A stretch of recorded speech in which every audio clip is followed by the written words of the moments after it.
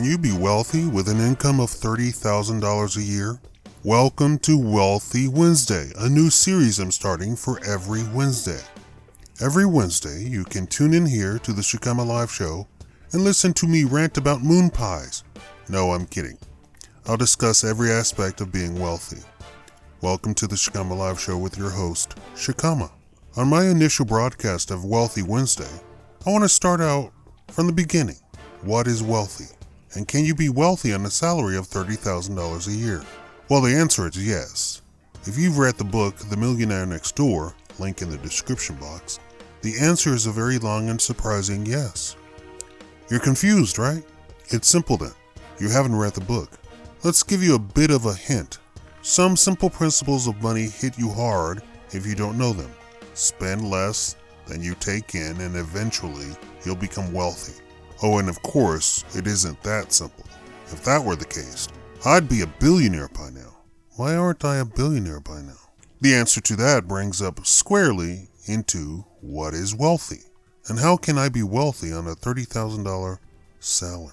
Wealthy is defined by me as being able to live without a job, nor an income directly tied to any action that you personally do. Can you not go to work and still generate $30,000 a year?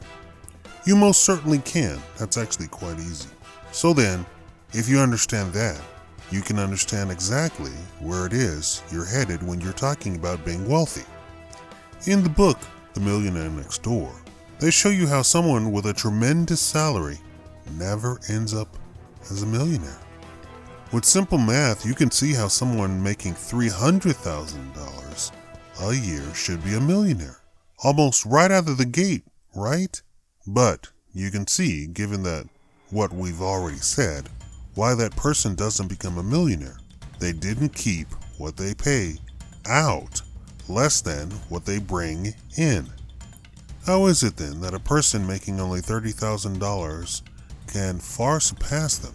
This reminds me of Charles, the parking attendant, who never made more than $60,000 a year in his life. Yet, he put both his kids through school, paying cash, owns several houses, and retired a millionaire.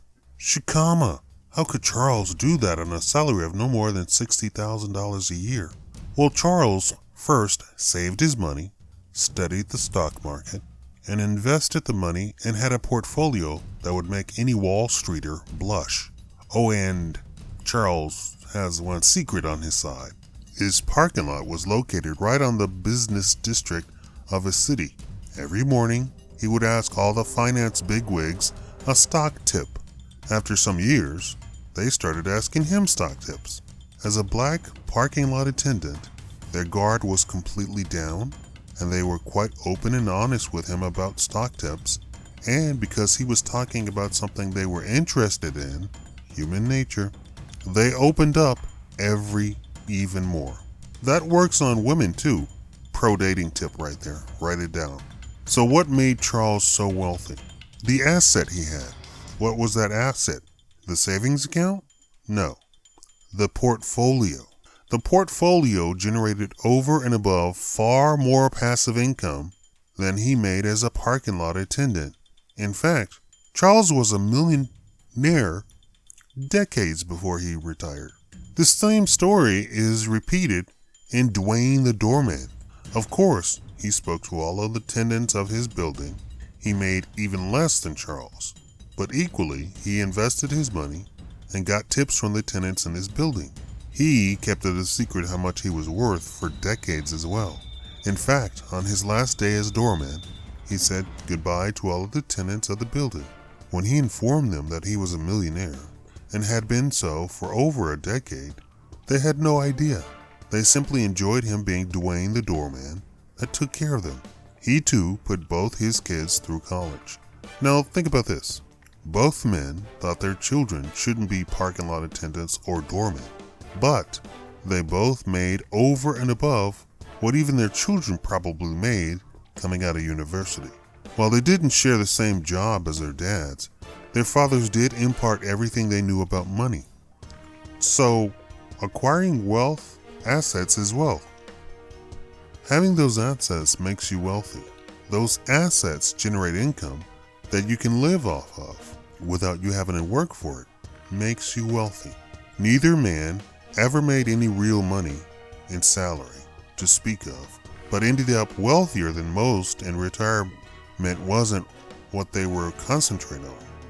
They concentrated on building wealth. They could have both retired probably 10 years into their working careers, but stayed working because they liked working. As we go on in this series, we're going to talk about you acquiring assets so that you can generate wealth and be wealthy. We'll discuss everything about wealth. Be sure to subscribe to catch this every Wednesday. Like the video to make the series a success. Now, I was asked to provide this series as a pay-per-view series. If you would like the series to continue no matter how little it is viewed, leave a comment saying so.